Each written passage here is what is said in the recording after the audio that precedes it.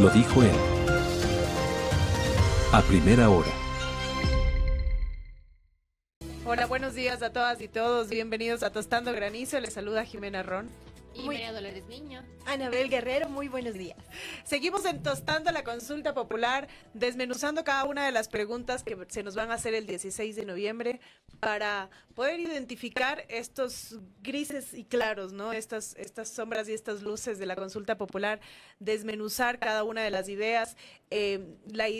Como bien señalaron mis compañeras en el programa pasado, no pretendemos establecer una pretensión, digamos, de respuesta a la consulta popular. Cada quien tendrá la posibilidad de decidir frente a las urnas en función de lo que considere pertinente, pero sí hay información que creo que hay que desmenuzar para tener claro lo que establecen los anexos, lo que establece también la propia Constitución actualmente y la propuesta que se plantearía en cuanto a la modificación. Entonces vamos a empezar con la pregunta 2.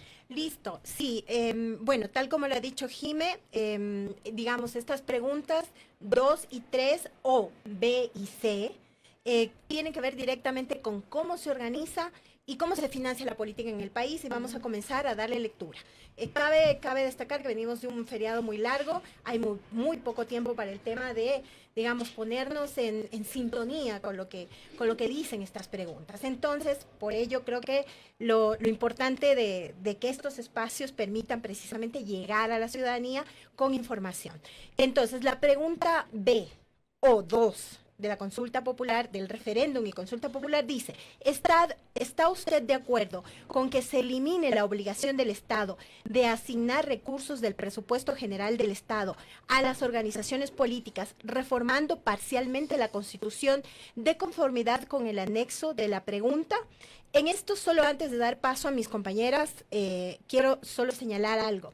Ya en el anexo, lo que se estructura es una reforma al artículo 110 de la Constitución. Solo 110. Solo al artículo 110, que tiene que ver con el Fondo Partidario Permanente. Solo con eso me quedo y doy paso a las chicas. Pregunta tentadora, Lolo, ¿no? A ver, sobre esto, digamos, hay dos posturas, que es importante también que la gente que nos escucha sepa qué es lo que se está discutiendo, ¿no? Por un lado, hay personas que dicen, y no con poca razón, ¿no?, que hay mucho presupuesto estatal que se ha puesto en los partidos y que no necesariamente los partidos están respondiendo a esa inversión. Entonces, algo que yo, por ejemplo, del trabajo que hacemos en el observatorio siempre me ha llamado mucho la atención es que, por ejemplo, se suele asignar un monto, que no es poco, para fortalecimiento y capacitación interna de los miembros del partido. Sí. Y eso usualmente no se usa. Hay un fondo especial, por ejemplo, para mujeres, para promocionar a las mujeres, que usualmente no se usa, y las ONGs sabemos estar por ahí como que, oye, tienes ese fondo, por favor gasta, y si no tienes quien te dé los talleres, tienes como 400 organizaciones que lo quieren hacer. Esto por un lado. Entonces, y por otro lado, también creo que al punto, digamos, emocional o sensible al que quiera apelar esta pregunta, es al hecho de que la ciudadanía ya no siente que los partidos están dándole la respuesta hacia sus propias necesidades y no los representan. Entonces, un poco se está capitalizando este sentimiento de despecho hacia los partidos políticos para decir: se está gastando mucho dinero en esto y vamos a recortar ese dinero. Ahora, la otra pregunta sería, o lo que dicen desde la orilla contraria, es, bueno, pero si se quita ese dinero, lo que vamos a tener es que la mayoría de ciudadanos del país que no tiene para costear campañas que son excesivamente onerosas, van a quedar automáticamente excluidos del juego electoral, y por lo tanto las únicas personas que podrían correr para elecciones son personas millonarias o que tengan un capital excesivo, que quizás venga de lugares extraños, ¿no es cierto? Y que el ciudadano de a pie se va a ver impedido en participar. Y esto, si es que esto es así, lo que estaríamos en una configuración de una violación a los derechos políticos o los derechos de participación política, que tienen como corolario fundamental que todas las personas, independientemente, por ejemplo, de su posición económica y social, puedan participar en elecciones. Entonces, creo que solo dibujé la cancha de cómo está el debate en este momento y bueno, sigamos con la discusión. Totalmente. En términos legales, ya digamos, para entender el contexto legal también, en efecto, las organizaciones políticas en el país, partidos y movimientos políticos, están financiados o tienen un financiamiento privado y un financiamiento público, hoy por hoy, ¿no? Es decir, conforme está determinado tanto en la Constitución y en el Código de la Democracia. El financiamiento privado proviene de el aporte de los afiliados y de los adherentes, de aportes voluntarios, periódicos además, y el financiamiento público, que es, digamos, el ojo del huracán, que es la manzana de la discordia, es lo que estaría en juego sobre la base de esta pregunta. ¿Por qué? El financiamiento público en este momento en el país está conformado, de acuerdo al Código de la Democracia, por dos rubros: el fondo partidario permanente y el financiamiento de campaña. ¿Qué es el financiamiento de campaña? ¿Qué es el que no está en juego? Que bien nos señaló Anabel en este momento, que es el que deriva del artículo 115 de la Constitución. Es esta posibilidad de que el Estado aporte en publicidad cuando hay una campaña electoral por parte de todos los partidos políticos y movimientos políticos, a fin de que no haya un partido, un movimiento que tenga mayor publicidad y tenga, digamos, una desventaja y una cancha inclinada. Entonces el Estado financia la publicidad en medios de comunicación, en vallas publicitarias. Esto acá no está en juego. Ahora ya no se está discutiendo esta posibilidad. El presidente eliminó esto acá porque inicialmente sí estaba dentro de su propuesta, y lo único que se dejó es el fondo partidario permanente. ¿Qué es el fondo partidario permanente? Es un aporte que hace el Estado hacia las organizaciones políticas y esto es un poco lo que decía Lolo, me parece importantísimo tenerlo claro, para algunas cosas, entre ellas formación y capacitación de nuevos líderes, formación política de mujeres y jóvenes y personas de atención prioritaria especializada, erradicación de violencia contra las mujeres. Y además este fondo partidario se otorga en función de ciertos requisitos. Pero a mí sí me parece, Anabel, yo coincido con Lolo, que este fondo partidario quizás no está siendo bien usado por las organizaciones políticas. Voy a decir quizás porque no tengo la certeza, no sé cómo lo están usando.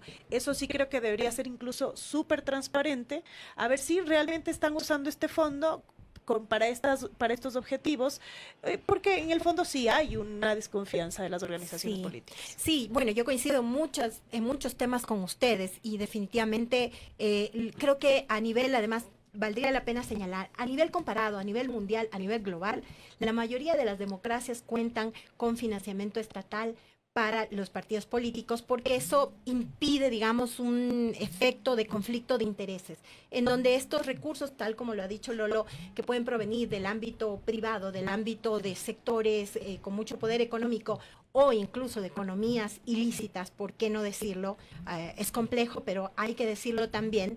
Y el hecho además de que quizás el CNE o nuestras instituciones encargadas de hacer, digamos, un proceso de control, tampoco han jugado un papel importante. Y creo que aquí también cabe señalar en el debate, porque se ha hablado mucho de este tema, que quizás esta pregunta no contribuye necesariamente a hacer cambios estructurales, ¿no? Sí, tal vez por el lado del financiamiento, pero no por el lado, por ejemplo, de cómo las organizaciones políticas deberían funcionar y cumplir lo que ustedes acaban de señalar, ¿no? Si tienen este financiamiento, cuentan con este fondo permanente, que lo apliquen, que lo ejecuten. ¿Por qué no lo hacen? ¿Qué controles no se están cumpliendo? Y en el ámbito también el CNE y las instancias pertinentes, incluso la UAFE y otras, que generan todos estos procedimientos de control, que van a ser para ser rigurosas en el caso de que esto se dé. O sea, yo creo que hace falta muchísimo más. Estas preguntas no van a ser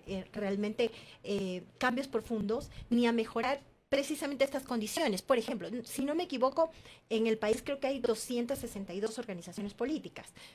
Quizás no tengo la cifra exacta, pero va por ahí.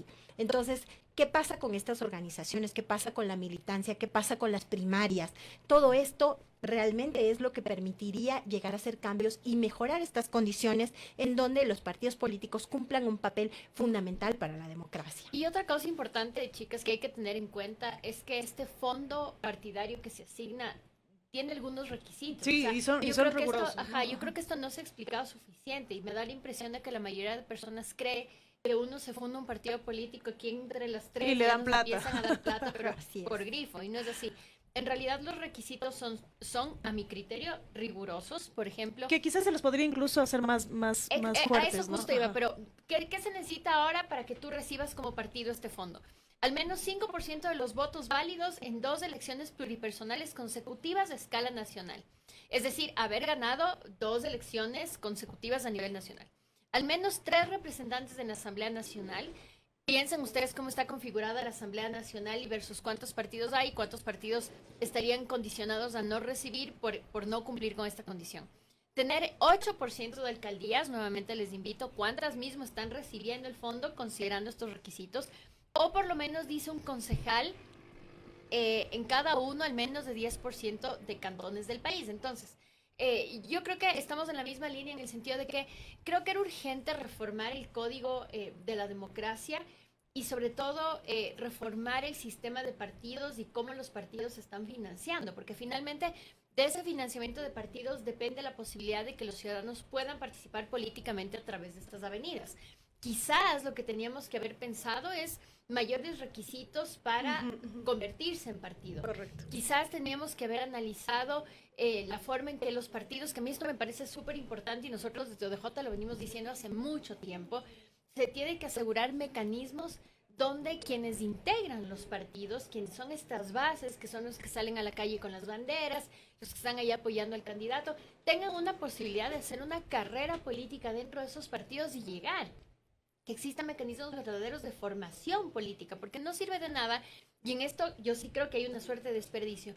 Cuando tú financias un partido, cuando tú le das este dinero al partido para sus actividades y fortalecimiento interno, que se entendería, fortalece a los miembros de ese partido, pero a la hora del té, quienes son puestos en las papeletas no son estos miembros del partido que han recibido supuestamente capacitaciones y No fortalecimiento. es la Y militancia. termina siendo, discúlpenme la expresión, pero cualquier hijo de vecino que supuestamente que es popular en TikTok y capaz resulta electoralmente más rentable. Entonces, esto es lo que había que atacar.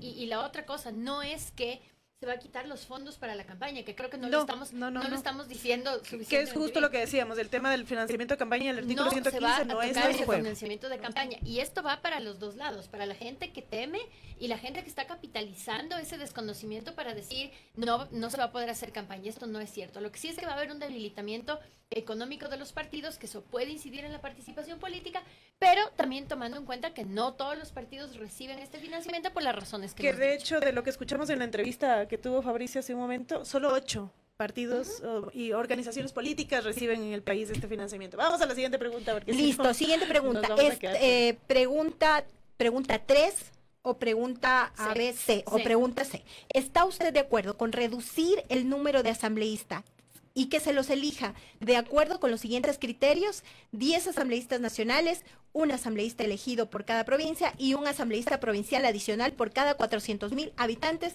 de acuerdo al último censo nacional. esta es otra pregunta popular, ¿no? O sea, que podría tener, si se quiere, cierto nivel de agrado en la población, porque tenemos esta tendencia a pensar que la Asamblea Nacional, digamos, no hace bien su trabajo y entonces reduzcamos los asambleístas. Hemos escuchado argumentos sobre que hay demasiados asambleístas y en efecto la Asamblea Nacional hace un trabajo que no es adecuado, de hecho por eso ha tenido una muy baja popularidad, no solamente en esta composición, en las composiciones anteriores también. Hemos tenido asambleas nacionales con una Asamblea Nacional con el 2% de popularidad, entonces bien ganada creo que El jalón de orejas. Ajá. exacto, el jalón de La orejas. popularidad de esta pregunta, lamentablemente. La mala reputación Sí. del trabajo de la Asamblea Nacional. Pero ¿qué es lo que se propone en esta pregunta, no? Que esta reducción de asambleístas tiene que ver con modificar el artículo de la Constitución que establece cómo tienen que calcularse los asambleístas. Y hoy por hoy, digamos, el impacto de ganar el sí en esta pregunta implicaría que pasemos de 151 asambleístas que somos ahora a 73 asambleístas. Es decir, bajaríamos en asambleístas nacionales de 15, que es actualmente, a 10 y de 130 provinciales a 57. Yo creo que en el provincial está el problema, está, digamos, la discusión. Y luego los asambleístas del exterior quedarían exactamente igual, los 6 en este momento que se plantean. Entonces, la discusión va a ser entre los provinciales y los asambleístas nacionales. Lo que plantea el gobierno, de acuerdo al anexo, es que es necesario generar un nuevo cálculo, porque de acuerdo a lo que establece el anexo, el voto de los ecuatorianos no es igualitario. Existen, dice, por ejemplo, el anexo textualmente, el voto de un ecuatoriano puede llegar a valer hasta 15.4 veces más en una provincia que en el de otra. Y se establece esto que también lo dijo Lazo en su momento, porque esta pregunta ya se nos planteó, y es que los asambleístas deben ser nacionales, ¿no? No deben ser provinciales, y yo discrepo con eso, la verdad. Porque el trabajo de los asambleístas provinciales, para quienes son de provincia, somos de provincia, es súper importante, porque ellos hacen un trabajo de identificar el territorio, los problemas en el territorio, que el asambleísta nacional quizás no pueda, digamos, saber qué es lo que pasa en el Coca, saber qué es lo que pasa en Balsar. Es fundamental. Son cosas que solamente lo conocen los propios del territorio. Y solo para ilustrar, y para los que nos oyen, más o menos quedaría así. Por ejemplo, Guayas tiene ahora 24 asambleístas, pasa a 11. Quito de 15 a 7. Manabí de 10 a 4. Los Ríos de Azuay de 6 a 3. El Oro Esmeraldas Tungurahua de 5 a 2. Santo Domingo de 4 a 2. Fíjense en Santa Elena, y estas son las provincias que a mí me parecen un poco problemáticas. Santa Elena, una provincia que hoy por el tema de la inseguridad requiere mucho más atención, pasaría de 4 a 1 asambleísta. Y es la provincia del presidente, ojo. Además, Cañar, Bolívar, Sucumbíos, Morona, Santiago, Arellano y Carchi de 3 a 1. Las provincias del oriente, que ya de por sí son bastante olvidadas, bastante relegadas, Napo, Pastaza, Zamora, Chinchipe, Galápagos, de 2 a 1. Entonces, algo que creo que ya lo dijimos con mis colegas aquí en este espacio, es... Creo que tenemos que pensar muy bien y explicar muy bien qué es la representatividad. Exactamente. Porque poner a una sola persona ahí, yo creo que hoy, a 2025, no alcanza a satisfacer los criterios de representatividad democrática que se exigen tanto desde los instrumentos de derechos humanos como lo que exige la mera lógica, ¿no es cierto? O sea, pensemos, en Cañar, Bolívar, Sucumbíos, Morona, Santiago, Orellana y Carchi. Va a haber un solo asambleísta. Este asambleísta tiene que aglutinar los intereses de toda su comunidad. En su comunidad, por ejemplo, si es una comunidad del Oriente, va a haber representado gente que pertenezca a nacionalidades, grupos y nacionalidades indígenas, personas que sean mestizas, personas que sean empresarios, los problemas que se tienen, por ejemplo, con el extractivismo y otros grupos, por ejemplo, mujeres y, por ejemplo, niñas. Todo esto puede estar aglutinado en un solo asambleísta. Lo veo muy difícil, y esto lo que va a tener como consecuencia es la exclusión de la representatividad de ciertos grupos que merecen estar representados. Que ya decir que hoy por hoy tienen 3 asambleístas, ya hay una subrepresentación, creo yo. Sí. Entonces lo que vamos a hacer es que, o la consecuencia de esto será que van a haber intereses, que van a haber grupos, que van a haber problemas que no van a lograr ser visibilizados en el contexto del debate electoral. Y cómo vamos a construir leyes a favor de estas comunidades cuando los intereses, cuando los problemas, cuando las necesidades de estas comunidades ni siquiera van a poder ser trasladadas allá por esta subrepresentación que evidentemente va a haber. Sí, yo definitivamente coincido, y creo que ese es un punto que para mí es sumamente clave. El tema de que va a ser una asamblea que no va a tener pluralidad, que no va a tener esta representatividad de la que acaban de hablar. Siendo yo de una provincia que realmente ha sido relegada durante años como Esmeraldas, yo entiendo muy bien lo que es que vayamos a estar en menor posibilidades de tener voces en la Asamblea Nacional. Este programa, por ejemplo, Tostando Granizo en su momento hizo un programa en el que abordamos el último derrame petrolero que hubo, el impacto tan grave que tuvo en la provincia y que sigue teniendo, ¿no? Y para ello, ¿qué se requiere? Se requiere, por ejemplo, precisamente que la Asamblea lleve adelante, por poner un punto, procesos de fiscalización para ver si se está cumpliendo los mecanismos de reparación y de restauración que se requieren. Y eso a nivel general, como se ha dicho aquí, si no tenemos representantes que incluso sean diversos, que, por ejemplo, tengan una posición en defensa de la naturaleza que a lo mejor no la tiene el único representante que va a existir. Entonces, sí me preocupa. También me preocupa, por ejemplo, cómo se vende esta idea de que a menor número de diputados o de lo que corresponda o de asambleístas, entonces se va a mejorar la democracia, cuando no es así. Hay ejemplos, por ejemplo, perdón, la repetición. Uruguay tiene una población de 3.500.000 habitantes y tiene 129 representantes. Allá es bicameral, tienen 90 en la Cámara de Representantes y 30 en el Senado. Tenemos Chile, que tiene una población de 19 millones de habitantes, que no difiere tanto con la población ecuatoriana, y tiene 155 diputados y 55 senadores, que también es bicameral. Entonces, ¿qué nos deja esto? O sea, a nivel comparado, a nivel de la región, este tipo de retrocesos implicarían un impacto del que aquí en el país no se está hablando mucho, el impacto precisamente a lo que se han señalado aquí mis compañeras, el tema de la representatividad, el tema de que esto incluso va a centrar en los partidos que en este momento tienen mayor concentración de la votación, va a centrar, y eso implica esta polarización que ya estamos viviendo nuevamente, incluso el hecho de que podamos tener una asamblea que precisamente se estanque en muchas discusiones. Pero además, colegas, yo quiero hacer un comentario que a 2025 es profundamente impopular, porque ya nadie habla de esto, pero obviamente ustedes saben mi perfil y yo tengo que hablar de esto. En escasez de posibilidades de llegar a la asamblea, en escasez de puestos en la asamblea, es muy probable que quienes lleguen sean hombres, sean mestizos o sean blancos, porque esto es lo que estamos viendo, o sea, esa es la generalidad y esa es la mayoría. Esto a mí me preocupa porque lo que puede pasar es que va a reducir aún más, porque ya están reducidas las posibilidades de que lleguen mujeres indígenas, que lleguen mujeres afro, que lleguen personas de diversidades, que lleguen personas representantes de minorías étnicas, etcétera. Que yo sé que a mucha gente últimamente no le gusta hablar de esto, y dicen, pero ¿por qué por ser mujer? No, no es solamente por ser mujer, es que hay mujeres absolutamente preparadas, con mucha trayectoria, pero el hecho de ser mujer automáticamente les excluye de esa carrera. Y yo me temo, porque además ya se está viendo, y esta es una tendencia no solamente regional, es una tendencia global que se está volviendo hacia estas formas un poco noventeras, ochenteras, donde las mujeres casi no participaban en política, estaban automáticamente excluidas.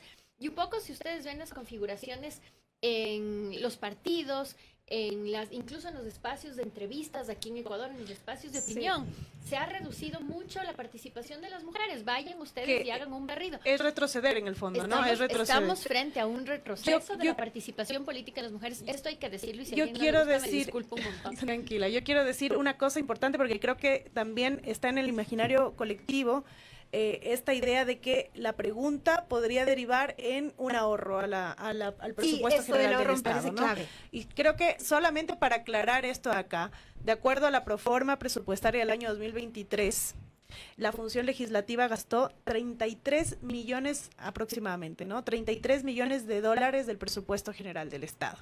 La función ejecutiva, 31.687 millones de dólares. Es decir, la función ejecutiva tiene el 99% más de presupuesto general del Estado que la función legislativa.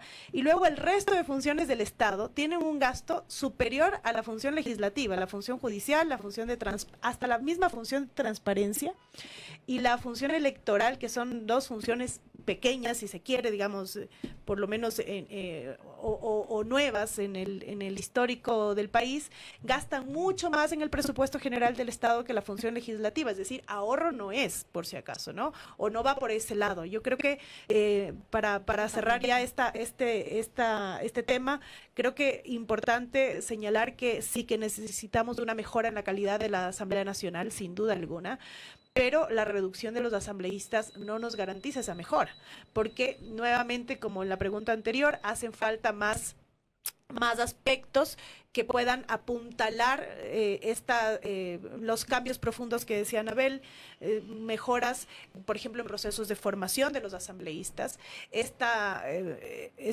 mejora en el tema de la representatividad que señaló Lolo también.